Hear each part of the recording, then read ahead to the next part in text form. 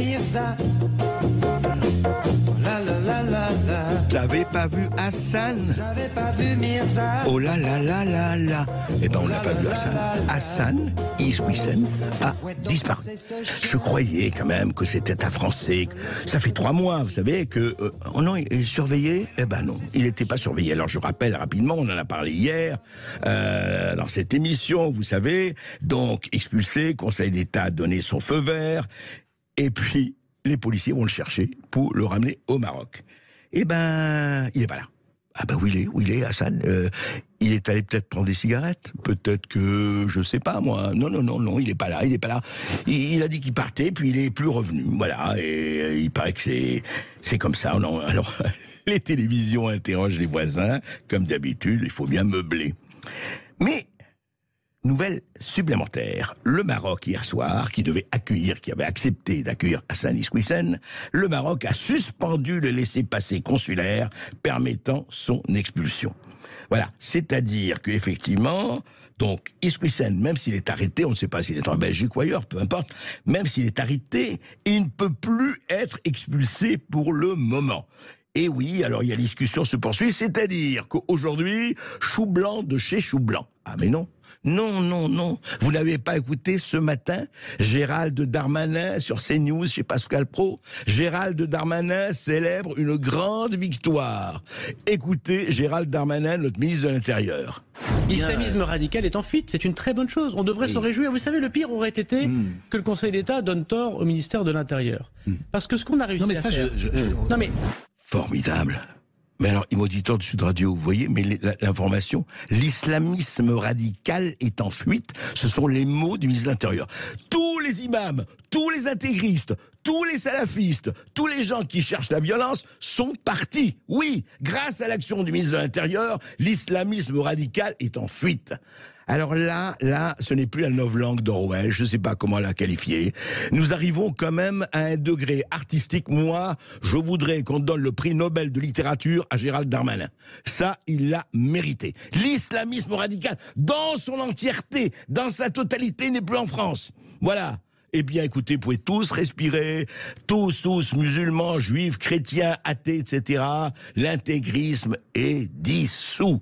En attendant, qu'est-ce qui se passe? Eh bien, qu'est-ce qui se passe en fait par rapport à l'expulsion? Parce que tout ça, c'est très joli, les mots, mais pas... Alors, nous allons demander... Bonjour Michel Auboin.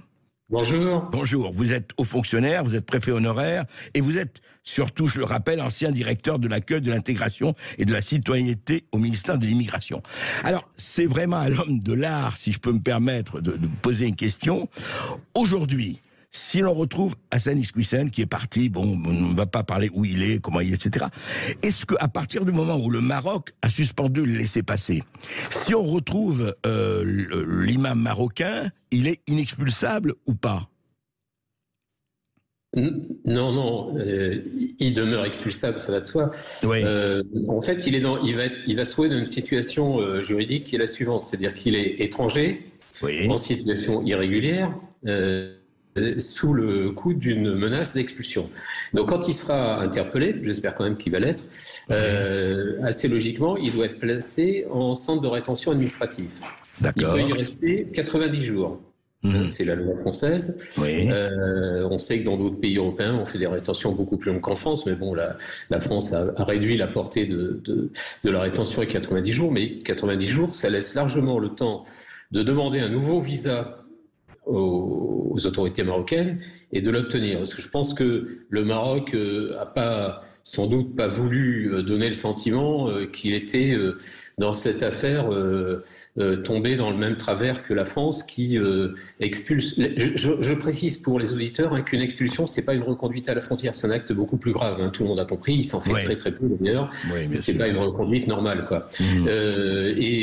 On ait perdu l'individu entre la décision et son départ, c'est quand même assez invraisemblable. Je pense que le Royaume du Maroc a jugé bon de lever le visa en attendant qu'on retrouve l'individu. J'imagine pas que le Royaume... Juste, monsieur Auboin, ce n'est pas pour vous un mouvement d'humeur du Maroc en disant, écoutez, comment l'avez-vous perdu comme ça? Et ben, en attendant, moi, j'arrête pas les frais, mais j'arrête la mesure.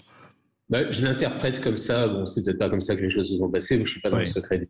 Non, bien sûr. Mais bon, j'interprète comme ça. Je me mets à la place des autorités marocaines. J'ai beaucoup travaillé avec eux, qui se disent bon, on délivre un visa. Vous savez que le Maroc, Roching a délivré des visas. Hein. Donc il délivre un visa diplomatique. Et puis on leur dit le visa manque de chance. On n'a plus l'individu et le Maroc l'annule. De mon point de vue, tout ça est assez, j'ose pas dire normal. Mais non, mais vous voulez dire que ça laisse le temps si on le retrouve, parce que c'est pas du tout joué. On a le temps de redemander au Maroc effectivement un laissez-passer consulaire, quoi. Voilà. Non, ça c'est clair. Oui, parce qu'en 90 jours, en 3 mois, on peut largement demander un visa et l'obtenir. De toute façon, c'est un citoyen marocain. Il n'est pas franco-marocain. Oui, il est bien sûr. Marocain. Absolument, il a refusé la nationalité française. Et donc, et donc ce qui est plus compliqué, hein, parce qu'on a des binationaux de temps en temps qui font l'objet d'expulsion, ça c'est plus difficile, parce que c'est toujours difficile de faire accepter un pays étranger qu'on lui envoie un indésirable qu'on ne veut plus garder chez nous. Mais là, c'est un Marocain, pur Marocain. Donc, et sa femme, si j'ai bien compris, était marocaine aussi. Donc, il n'y a pas de Français dans cette histoire. Il n'y a que des étrangers. C'est ça. Et donc, l'Europe ne peut pas dire qu'il ne le connaît pas. Ça, parfois, il joue. Oui, alors on a joué avec la famille, mais on a bien vu, ses enfants sont majeurs. Juste un mot. Qu'est-ce qui se passe à supposer? On a dit, on pense qu'il est en Belgique. Enfin, ça, bon, même s'il n'y a pas de preuves. Ce que je veux dire, c'est que par exemple, s'il est en Belgique, et si on l'attrape en Belgique, est-ce qu'il y a une convention entre la France et la Belgique? Est-ce que c'est automatiquement, les Français peuvent le récupérer ou pas, Michel Auboin? Il existe une convention. Alors, est-ce qu'elle s'applique dans ce cas-là? Je ne suis pas capable de vous répondre, mais il existe bien une convention entre la France et la Belgique pour des cas semblables. Donc, de mon point de vue, le niveau de coopération, parce qu'il ne faut pas oublier qu'on a toute la coopération avec la Belgique sur les migrants de la mer du Nord et d'avant. Et donc, les services de police ont l'habitude de travailler ensemble. De mon point de vue, les Belges préviendront leurs collègues français, peut-être. Voilà, et probablement que les il n'y aura pas trop de problèmes. De passer la frontière, la réponse, il est vraiment en Belgique. Oui. Et s'il demande l'asile en Belgique? Ça, c'est totalement impossible. Impossible. Oui, non, c'est totalement impossible. Non, parce que vous rappelez que la Belgique a reçu, juste de Michel Auboin, le comité français du culte musulman, vous savez, qui avait été interdit en France. La Belgique l'a reçu. Donc la Belgique, pourquoi pas, pourrait dire, mais attendez, nous, on l'accueille. Enfin, ça vous paraît impossible, ça?